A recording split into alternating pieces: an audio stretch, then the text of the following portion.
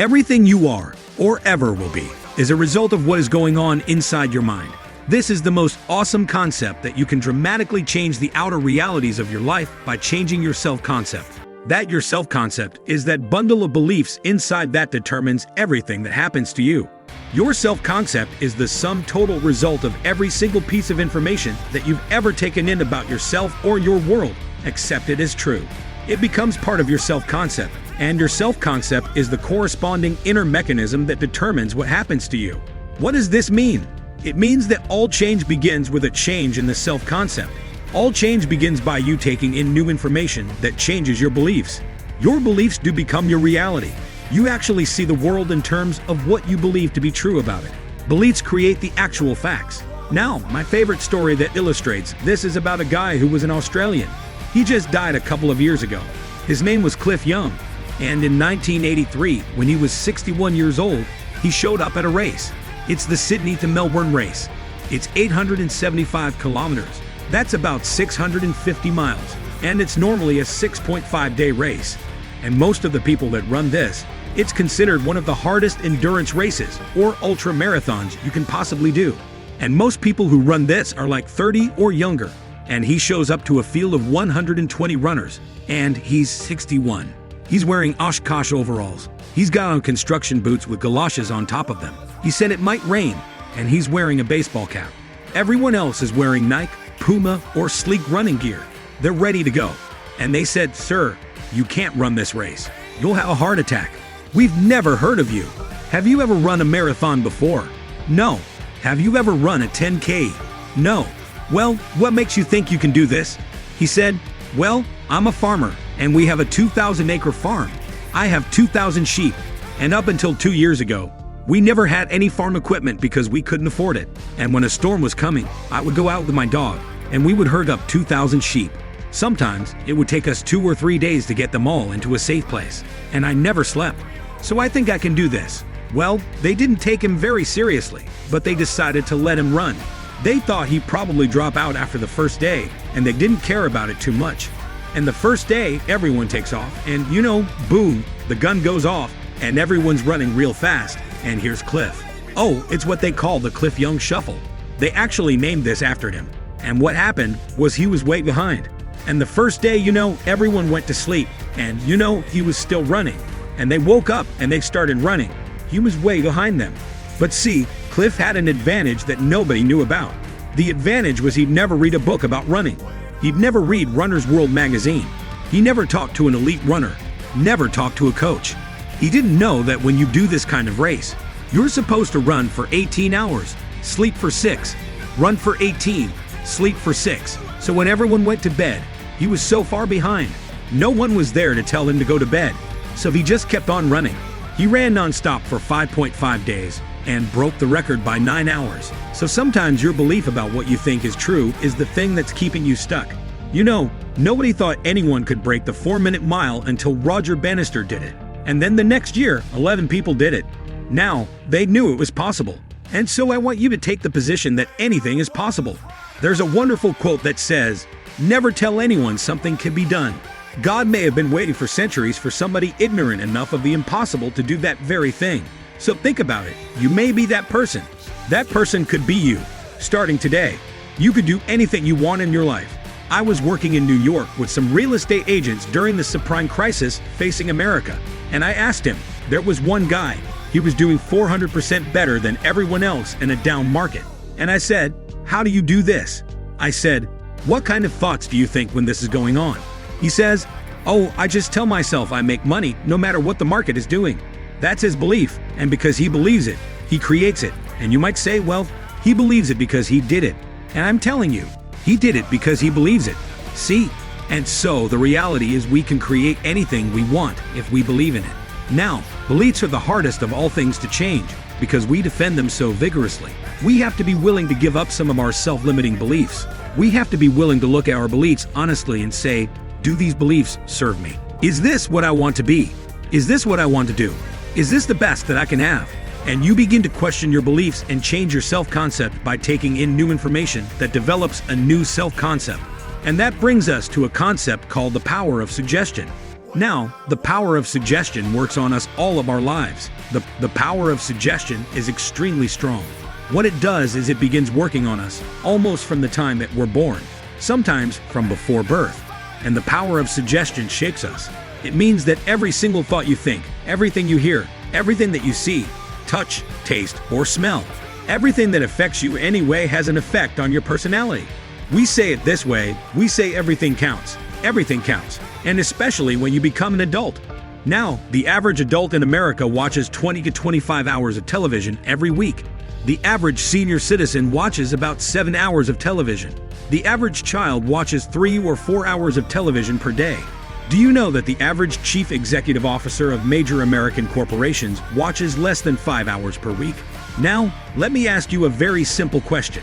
Do you think there's a correlation between the number of hours that a person watches television and how successful they are in life? Do you think that the suggestive influences books, magazines, tapes, courses, seminars, people, television programs, and so on that you watch, listen to, read, associate with, and atomic strips in the sports pages, who read junky magazines or nothing at all, listen to the radio, don't do anything with their time and their minds, and they say, but I want to be successful. I want to be more successful. I said, well, what about all these things that you're doing to waste your time? They say, well, I don't count that. But unfortunately, nature counts everything. So this brings us to some laws that I want to share with you. The first law is the law of emotion. The law of emotion says simply this: every decision that you make is based on emotion.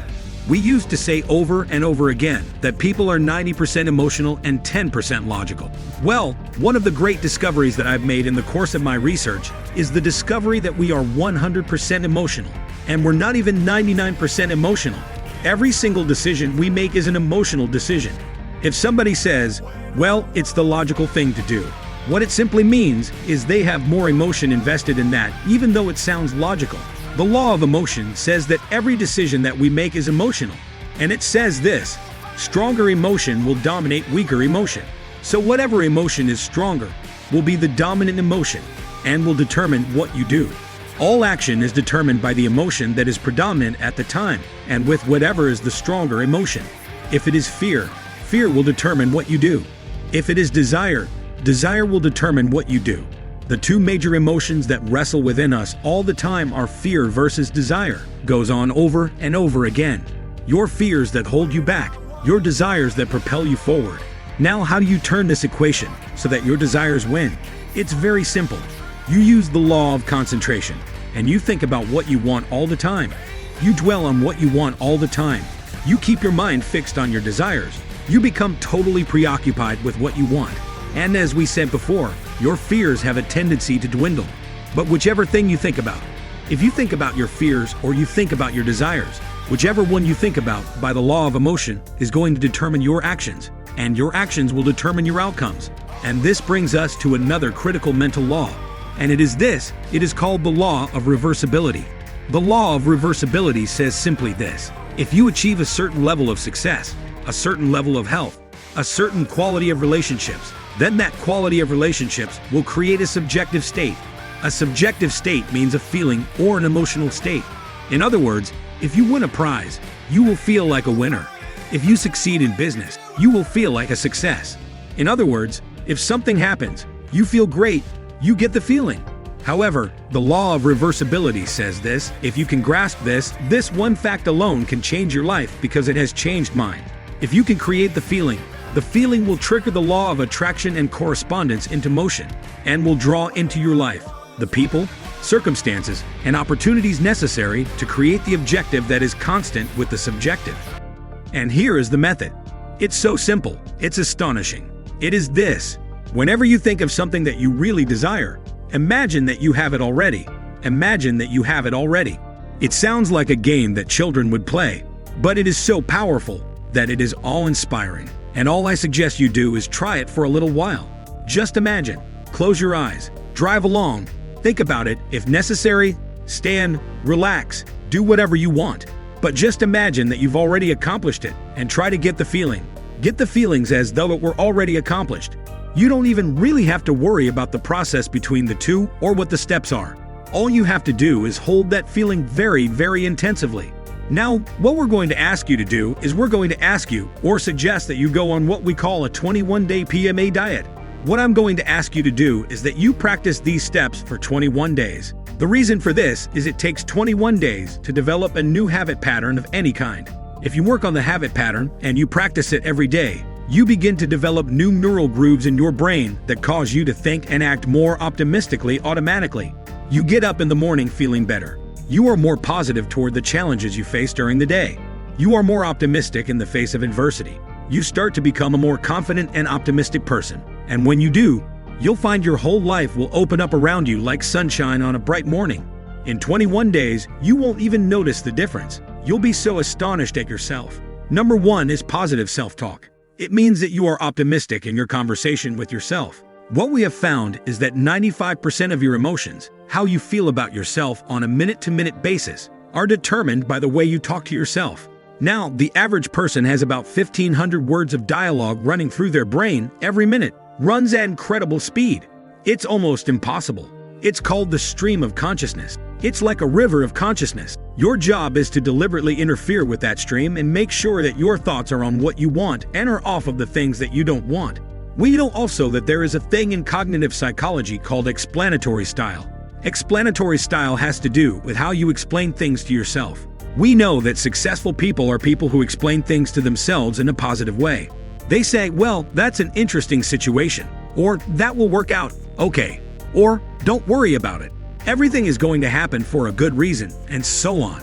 W. Clement Stone, one of the richest men in the world, said that one of the keys to his success was to look at every adversity and immediately say, that's good, and then to find something in it that was good. Find something in it that was good.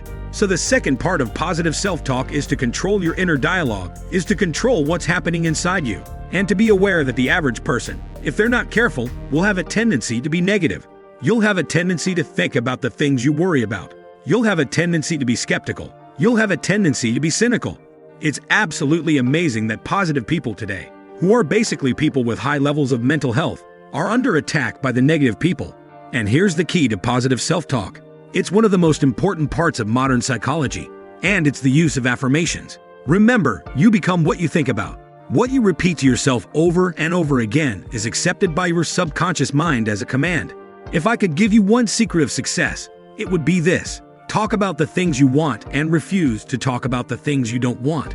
Talk continually in terms of what you want to happen. Interpret things continually in terms of the way you want them to be, and continually control your inner dialogue. So you're always saying the things to yourself, and then to others that are consistent with the person you want to be and the life that you want to have. Remember, 95% of your feelings are determined by the way you talk to yourself. It's absolutely essential that you talk to yourself the way that you want to be. The second key is positive visualization. Positive visualization means that you control your mental pictures. If you see yourself and think about yourself as an extraordinary person, if you see yourself as a success, if you see yourself as happy and positive and confident in control, if you see yourself as a loving parent or spouse, you will act that way toward others. So therefore, all improvement in your life begins with an improvement in your mental pictures, with you consciously and deliberately selecting the pictures that you're going to allow your mind to dwell upon. And that word dwell is terribly important. When you dwell upon a picture, your subconscious mind, just as with affirmations, accepts the picture as a command and goes to work to bring that picture into your reality. If you begin to tell your brain that you intend to be a great success in your field, that you are going to move to the top, that you're going to be one of the most respected people in what you do, if you're going to make a lot of money, whatever it happens to be, this is accepted as a command. And from then on, you begin to see all kinds of possibilities that help you move toward achieving that goal. Why is it that successful people move so rapidly toward achieving their goals? It's very simple. It's because they're thinking all the time. And as a result of thinking about what they want, they see all kinds of opportunities around them to achieve that the average person doesn't even see, because the average person is so worried about how little money they have and how much their bills are, all the problems, and the more they think about those things, the more they get them. So, with regard to positive visualization, see yourself as you desire. Remember we said earlier, see yourself enjoying the success that you want. See yourself as you desire. And what will happen is your subconscious mind will say, well, this must be a command. This must be what you want. So it goes to work, and it coordinates your words, actions, thoughts, activities, emotions, and so on, so that they are consistent with achieving and bringing that mental picture into your reality. And finally, the third part of positive visualization is to feed your mind continually. Feed your mind on a regular basis, the way you would feed your body with a special kind of foods. Feed your mind with pictures consistent with what you want. Just before you go to bed at night, visualize and see your ideal situation in the coming day. See yourself performing at your best. See yourself living your ideal lifestyle. When you feed that picture into your mind just before you go to sleep, what happens is your subconscious and your superconscious go to work on it all night long. A very powerful technique, one of the most powerful of all for success. Now, the next technique. Number 3 is positive mental food. Just as we said, we're talking about mental food in a way. But just as we said before that, you become what you think about. If I were to say to you, oh, there's a remarkable discovery. Did you know that you become what you eat? That your food determines your physical health? If I were to say that to you, you'd say, oh, give me a break. Brian, everybody knows you become what you eat. And the problem is, we just don't eat the things that we should. Positive mental food is exactly the same. You become what you think about most of the time. In other words, your whole life today, everything around you, has been determined by what you think about most of the time. Most of the time, you've attracted this into your life. You've attracted your relationships. You've determined your income by what you think about most of the time. Now, if you think about positive, constructive, success-oriented, happy things, you start to have more of those in your life. If you think about movies, television, sports, and wasting your time socializing, well, you'll have a lot of those in your life, but you won't have anything else. Remember, whatever you think about most of the time crowds the other things out of your life. So in becoming what you think about, what do you feed your mind on a regular basis? And this is not something that you are casual about. You must be very, very deliberate and feed your mind a diet of mental protein, highly nutritious words, pictures, quotes, magazines, television, audio tapes, books, newspapers, and so on.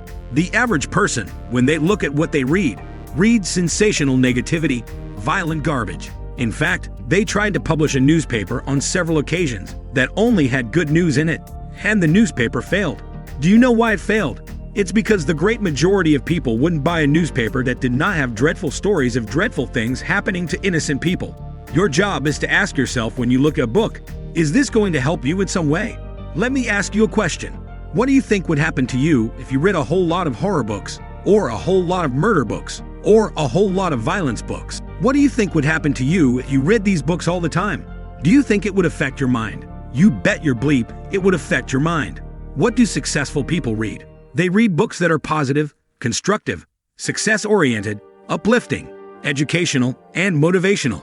If you read all the negative stories in newspapers, day after day after day, you get the idea, by the way, that our whole society is falling apart. If you read negative stories in magazines, you get the same thing. Things that you feed into your mind have such an enormous impact on your mind. Make sure that what you're listening to, what you're watching, what you're hearing is consistent with what you want to accomplish.